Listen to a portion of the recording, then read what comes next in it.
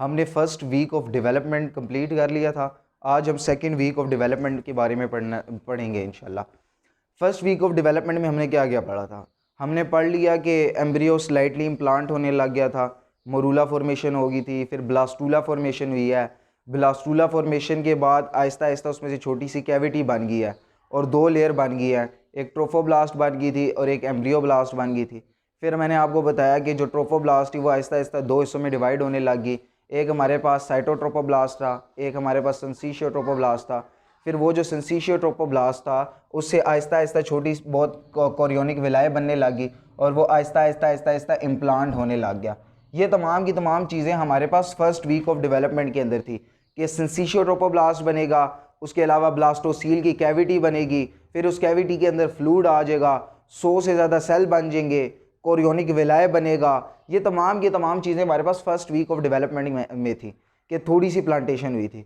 अब second week of development में हमने देखना है कि पूरी की पूरी प्लांटेशन कैसे होती है, यानी ये पूरा का पूरा जो हमारे पास ब्लास्टोसील बना हुआ है या ब्लास्टूला बना हुआ है, ये एम्ब्रियोब्लास्ट जो यूट्रस की वॉल है उसके अंदर कैसे जाता है। पहला काम हमने ये पढ़ना है। उसके साथ साथ हम थोड़ा बहुत देखेंगे कि इसकी मदर के साथ कनेक्शन कैसे होती है, क्योंकि ये जा क्यों रहा है, ताकि कोई प्लेसेंटा वगैरह डेवलप हो जाए और प्लेसेंटा डेवलप होने के बाद जो माँ के पेट से बच्चे तक खुराक मुंतकिल हो सके, यानी मटरनल जो सर्कुलेशन है वहाँ से ऑक्सीजन, न्यूट्रिएंट्स, ये तमाम की तमाम चीज़ें वहाँ तक पहुँच सके। तो उसके लिए एक स्पेशल सिस्टम लेकुनल सिस्टम बनता है। उसके अलावा इसमें हमारे पास जो एपीब्लास्ट बनती है, फिर उस एपीब्लास्ट से आगे 3 जर्म लेयर बनती है, मीजोडर्म बनती है, एक्टोडर्म, एंडोडर्म बनती है। फिर एक्टोडर्म से हमारे पास नर्वस सिस्टम बनेगा, यानी ब्रेन बनने लग जाएगा बॉडी के अंदर। साथ साथ जो मीजोडर्म होती है उसे पूरे के पूरे स्केलेटल सिस्टम, मसल सिस्टम बनने लग जाएंगे, हार्ट बनेगा, जो मसल्स बनने लग जाएंगे, थाई और वगैरह वगैरह, ये तमाम की तमाम चीज़ें इसमें बनने लग जाती है। तो ये काफ़ी इंपॉर्टेंट प्रोसीजर है और बहुत कम्प्लेक्स प्रोसेस होता है। तो इतने अगर कम्प्लेक्स प्रोसेस को हम इकट्ठे जंप अप करेंगे ना तो हमारे लिए काफ़ी प्रॉब्लम हो सकती है। तो जिस तरह मैंने आपको बताया था कि फर्स्ट वीक ऑफ डेवलपमेंट में हमारे पास 4 चेंजेस हुई हैं। पहली चेंज क्या हुई थी? क्लीवेज बना था। दूसरी क्या हुई थी? Morula formation. फिर तीसरी ब्लास्टूला फॉर्मेशन। चौथी हमारे पास स्लाइड इम्प्लांटेशन हो जाएगी। इसी तरह हम सेकंड वीक ऑफ डेवलपमेंट को भी 4 हिस्सों में डिवाइड कर देते हैं कि हमारे पास सेकंड वीक ऑफ डेवलपमेंट में 4 बड़े बड़े काम होने हैं। पहला काम क्या होना है पता है? इसमें इम्प्लांटेशन कंप्लीट हो जाएगी। पहला काम ये है, इम्प्लांटेशन कंप्लीट हो जाएगी हमारे पास, यानी पूरा का पूरा जो हमारे पास ब्लास्टोसील है ये एंडोडर्म के अंदर चला जाएगा, स्ट्रेटम फंक्शनैलिस के अंदर। एंडोडर्म की भी जो है ना आगे 4-5 टैब होती है, स्ट्रेटम फंक्शनैलिस और स्ट्रेटम बेसिलस आपने याद रखनी है। तो ये स्ट्रेटम फंक्शनैलिस में चला जाता है जो यहाँ तक होता है हमारे पास, जो असल में एंडोमेट्रियम की वजह से शेड भी, जो मेंस्ट्रुअल साइकिल होता है ना उसकी वजह से यही फेस शेड होता है। तो पहला हमारे पास आ गया, इम्प्लांटेशन कंप्लीट होगी। दूसरा इसमें लगेगा रूल ऑफ 2। क्या लगेगा हमारे पास? Rule of 2। ये बात सबसे ज़्यादा इंपॉर्टेंट है। रूल ऑफ 2 में क्या होगा? रूल ऑफ 2 में ये होगा कि हमने नॉर्मली इसको कितने हिस्सों में डिवाइड किया हुआ था? जो हमारे पास ब्लास्टूला बना था 2 हिस्सों में डिवाइड किया था। एक आउटर सेल मैच था, एक इनर सेल मैच था। एक क्या क्या था? आउटर सेल मैच था, एक हमारे पास इनर सेल मैच था। अब ये जो आउटर सेल मैच है ना, जिसको हम ट्रोफोब्लास्ट भी कहते थे, क्या कहते थे? ट्रोफोब्लास्ट। अब यही वाला जो ट्रोफोब्लास्ट था ये 2 हिस्सों में डिवाइड हो जाएगा। एक हमारे पास था साइटोट्रोफोब्लास्ट, एक हमारे पास था सिंसीशियोट्रोफोब्लास्ट। अब ये जो है ना परमानेंटली डिवाइड हो जाएगा। पहले जो हमारे पास जो फर्स्ट वीक था ना उसके बिल्कुल एंड में हुआ था, 7वें दिन में। 7वें दिन में वो हमारे पास थोड़ी थोड़ी सी कोरियोनिक विलाय बनी थी और थोड़ी थोड़ी सी कोरियोनिक विलाय इसके अंदर गई थी। लेकिन अब इसमें हमारे पास जो सिंसीशियोट्रोफोब्लास्ट बनेगा, यानी जिससे फिर आगे कोरियोनिक विलाय बनती हैं, वो बहुत ज़्यादा फैल जाएंगी, वो बहुत ही ज़्यादा इसके अंदर चली जाएंगी ताकि स्पेस बनाए। आगे जो सेल्स होंगे उसकी एपोप्टोसिस करे, उसको मार दे, मारने के बाद स्पेस बनाए ताकि ये पूरा का पूरा ब्लास्टोसील उठ के अब अंदर आ जाएगा। दूसरा हमारे पास साइटोट्रोफोब्लास्ट बनेगा। साइटोट्रोफोब्लास्ट के भी बड़े इंपॉर्टेंट काम होते हैं। अब ये जो सिंसीशियोट्रोफोब्लास्ट होता है ना, ये आगे फैल रहा होता है। अब ये आगे फैल रहा है, क्यों फैल रहा है? क्योंकि सेल्स आई जा रहे हैं।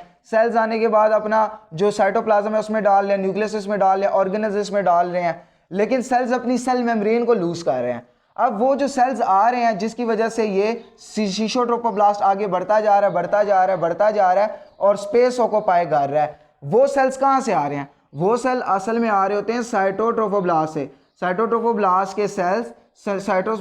के सेल्स बनते जाते हैं, माइटोसिस करते जाते हैं और अपने सेल्स को इन सिंसीशियोट्रोफोब्लास्ट में डालते जाते हैं और फिर उस सिंसिशियो ट्रोफोब्लास्ट अपना न्यूक्लियस लॉस करता है, वो सेल मेम्ब्रेन लॉस करता है और न्यूक्लियस और साइटोप्लाज्म आगे बढ़ता रहता है, बढ़ता रहता है, बढ़ता रहता है, बढ़ता रहता है।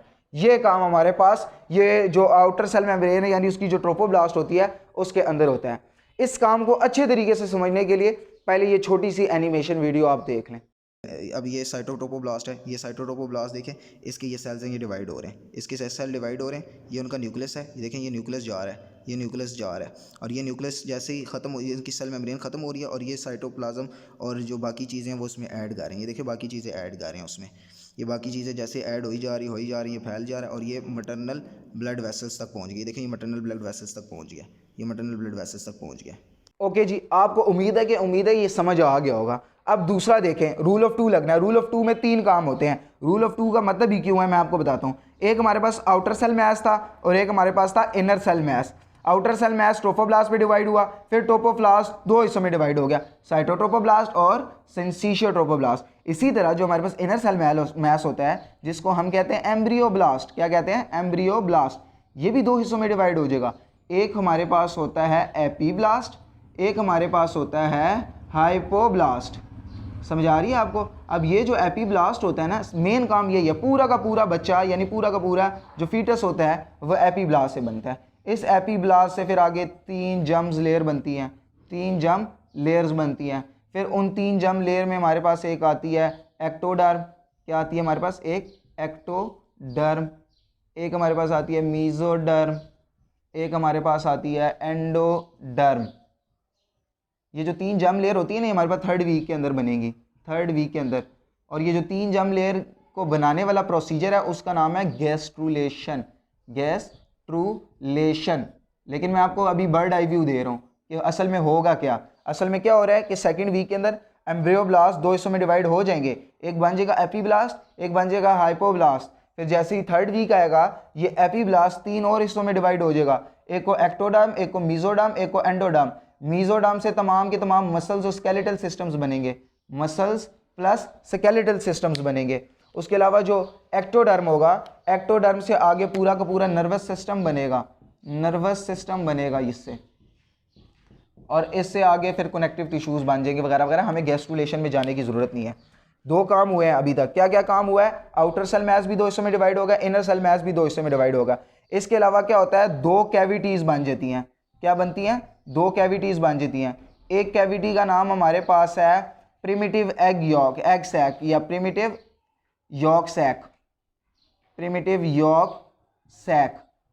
और अगली का नाम है एमनियोटिक कैविटी, एमनियोटिक कैविटी।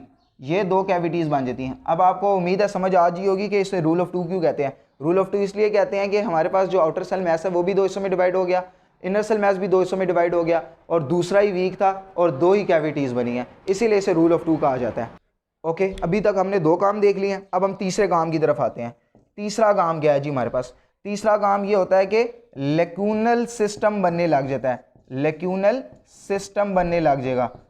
इसके अंदर छोटी छोटी सी लेकुनाएं बनने लग जाएंगी क्योंकि जो सिंसिशियो ट्रोफोब्लास्ट है ये आगे बढ़ता जा रहा है, बढ़ता जा रहा है। जब ये कम्प्लीटली इम्प्लांट हो जाएगा ना, अब इसके सिंसिशियो ट्रोफोब्लास्ट सेल्स को भी न्यूट्रिशन चाहिए, इतने ज़्यादा सेल्स हो गए हैं। इसके जो ट्रोफोब्लास्ट सेल है, साइटोट्रोफोब्लास्ट सेल मेनली, इसको भी न्यूट्रिशन चाहिए, एपीब्लास्ट को भी चाहिए, हाइपोब्लास्ट को भी चाहिए होता है। इसके अंदर जो कैविटीज़ होती हैं उनको भी न्यूट्रिशन चाहिए होता है। अब वो न्यूट्रिशन कहाँ से हासिल करेंगी भाई, ये जब बाहर पड़ी हुई थी तो बाहर तो जब पड़ी हुई थी तब तो इनको न्यूट्रिशन वगैरह मिल जाता था, यूट्रस फ्लूइड आ गया वगैरह वगैरह। लेकिन अब ये अंदर चले गए। अब जब ये अंदर चले गए हैं, अब यहाँ पे जितने सेल्स पहले से मौजूद थे ये तो उनको डाइजेस्ट कर चुके हैं। उनके अंदर जितना भी ग्लाइकोजन और लिपिड्स होता है ना, इन्होंने उनको डाइजेस्ट कर लिया। नॉर्मली ना जब ये अंदर जा रहे होते हैं तो उससे पहले ही ना जो प्रोजेस्टेरॉन होता है, प्रोजेस्टेरॉन रिलीज हो चुका होता है और वो प्रोजेस्टेरॉन आके इन सेल्स को बता देता है, स्ट्रेटम फंक्शनैलिस सेल्स को, कि यार आप ग्लाइकोजन भी स्टोर करो और आप ज़्यादा से ज़्यादा लिपिड्स भी स्टोर करो, क्योंकि lipids double amount of energy provide करती हैं एज़ कम्पेयर टू कार्बोहाइड्रेट्स। तो ये ग्लाइकोजन और लिपिड स्टोर होती हैं और वो इतने ज़्यादा स्टोर होती हैं कि जब 2nd week of development start होती है 8 से लेकर 12 दिनों तक वो इनको न्यूट्रिशन प्रोवाइड कर रही होती हैं जब तक ये कम्प्लीटली इम्प्लांट नहीं हो जाता। लेकिन जब ये सेल्स ही खत्म हो जाएंगे यहाँ पे तो उनके अंदर ग्लाइकोजन और लिपिड्स भी खत्म हो जाएगी। जब वो खत्म हो जाएगी तब ये न्यूट्रिशन कहाँ से हासिल करेंगे, वो मेन काम है। तो उसको हासिल करने के लिए एक लेक्यूनल सिस्टम बनता है, यानी छोटे छोटे से एक पैकेट्स टाइप के बन जाते हैं जिन्हें हम लेक्यूना कहते हैं। फिर वो लेक्यूना माँ के ब्लड वेसल्स के साथ अटैच होते हैं और वहाँ से जो ब्लड आता है फिर उससे न्यूट्रिशन वगैरह सारी चीज़ें आ जाती हैं। ये तीसरा काम होगा, ये मैं अभी फुल डिटेल से बताता हूँ। और चौथा काम ये होगा कि एक्स्ट्रा एम्ब्रियोनिक मीजोडर्म बन जाएगी, एक्स्ट्रा एम्ब्रियोनिक मीजोडर्म बन जाएगी, मीजोडर्म। एक्स्ट्रा एम्ब्रियोनिक मीजोडर्म से फिर आगे कनेक्टिंग स्टॉक बनेगी। क्या बनेगी?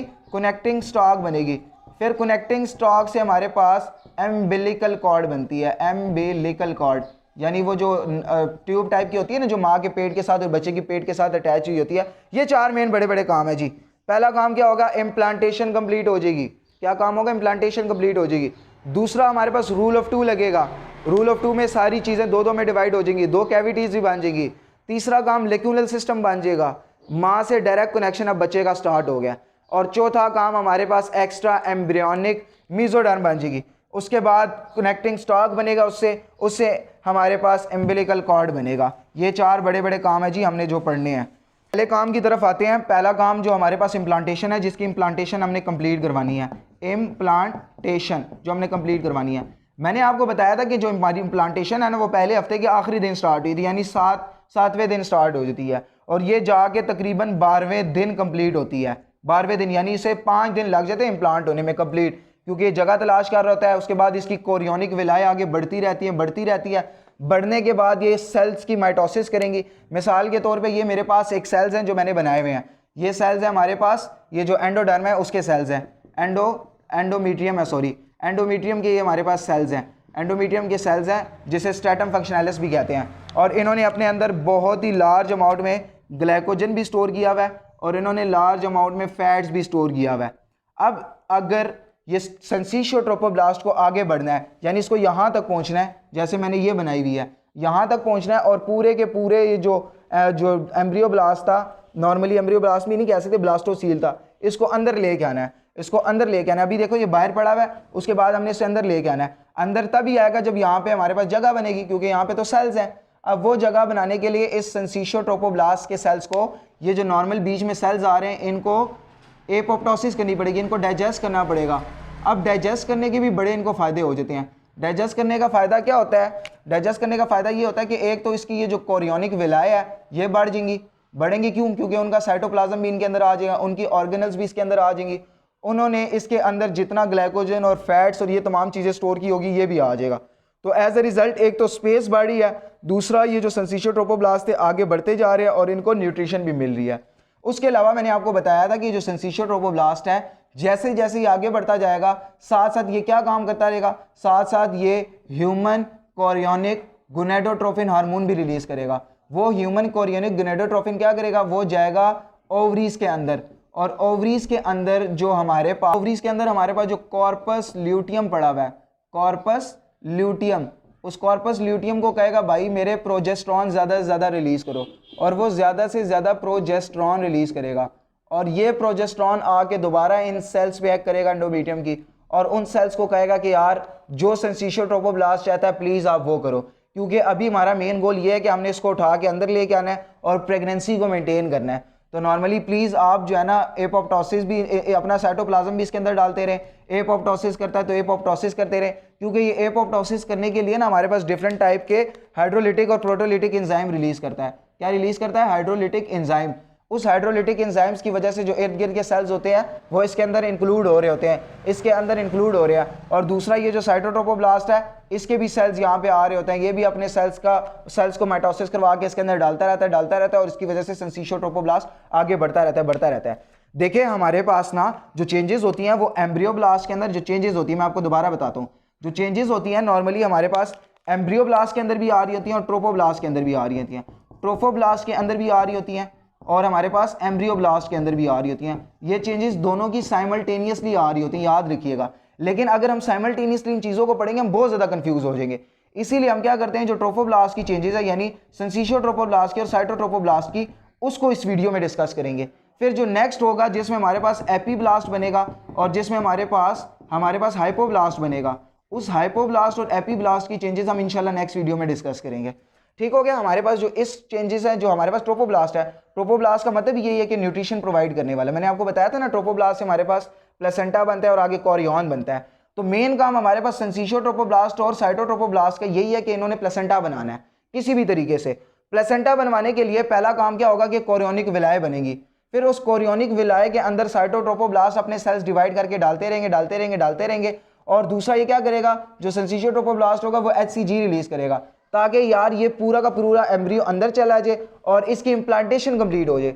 अगर ये एम्ब्रियो अंदर चला जाता है फिर ही प्लेसेंटा बनेगा ना, फिर प्लेसेंटा बनेगा, फिर चीज़ें अंदर आएंगी। क्योंकि अगर ये एम्ब्रियो बाहर है, अब ये कहाँ पे पड़ा हुआ है, ये यूट्रस के अंदर पड़ा हुआ है। अब ये देखो मिसाल के तौर पे ये हमारे पास है जी, ये देखो ये यहाँ पे पड़ा हुआ है हमारे पास, ये फ्लोपियन ट्यूब है, ये तो यहाँ पे पड़ा हुआ है अभी बाहर, अभी इसकी थोड़ी सी इम्प्लांटेशन हुई है। अगर ये एम्ब्रियो जो ब्लास्टोसील है पूरा का पूरा अंदर ही नहीं जाता तो क्या हो गया, तो शट ऑफ हो जाएगा। तो हमारा पहला मेन गोल ये है कि यार इसको उठा के किसी तरीके से अंदर लेके जाएं, क्योंकि अगर ये अंदर चला जाता है तो उसके बाद ही हमारे पास डिफरेंट सिस्टम्स बनेंगे और प्लेसेंटा बनेगा। तो सिंचियोट्रोपोब्लास्ट का मेन काम ये है कि यार इसने अंदर उठा के लेके जाना है। अंदर उठा के लेके जाने के लिए मैंने आपको बताया था कि इसके पास कोई एंजाइम ऐसे मौजूद नहीं होते जो ये पूरी की पूरी एंडोमेट्रियम की वॉल को डैमेज कर सके, उसको मेल्ट कर सके, उसके बाद ही अंदर जा सके। नहीं, इससे विलाएं निकलती हैं, जो कोरियोनिक विलाएं होती हैं वो अंदर फैलती रहती हैं, वो सेल्स को डाइजेस्ट करती हैं, वो न्यूट्रिशन भी हासिल करती हैं, वही तमाम काम करती हैं और वो इसको खींच के ऊपर ले जाती हैं। मेन काम ये होगा।